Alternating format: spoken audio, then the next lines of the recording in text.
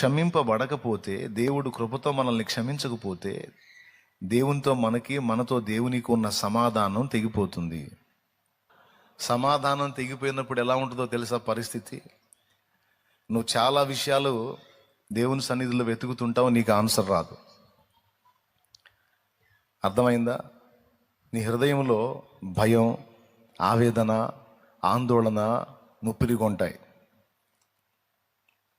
దీపం లేని ఇంట చీకటి ఆవరించినట్లు దేవుడు ఎప్పుడైతే నీతో సమాధానాన్ని పక్కన పెట్టేశాడో, దేవునితో సమాధానం ఎప్పుడైతే నీకు తెగిపోయిందో, అంధకారం ఆవరించిద్ది నీ అంతరంగంలో.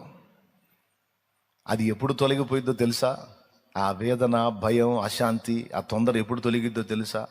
తిరిగి మళ్ళా ఆయన నిన్ను క్షమించి తన రక్తంతో నిన్ను కడిగి తిరిగి మళ్ళా నీ చేతుల్లో చేయగలిపి సమాధానం ఆయన నీతో కలిపేంత వరకు ఇదంతా నిన్ను ఆవరించిద్ది చీకటి. అది ఎప్పుడు తొలగిద్ది అంటే తిరిగి మళ్ళీ ఆయన నీ వైపు మళ్ళుకున్నప్పుడు, నిన్ను దగ్గరకు తీసుకున్నప్పుడు, ఆయన రక్తంతో నీ దోషాలు కడిగి మళ్ళా సమాధానం అని చెయ్యిచ్చినప్పుడు మాత్రమే తిరిగి ప్రశాంతత, నెమ్మది, స్వాంతననే నీకు వస్తాయి.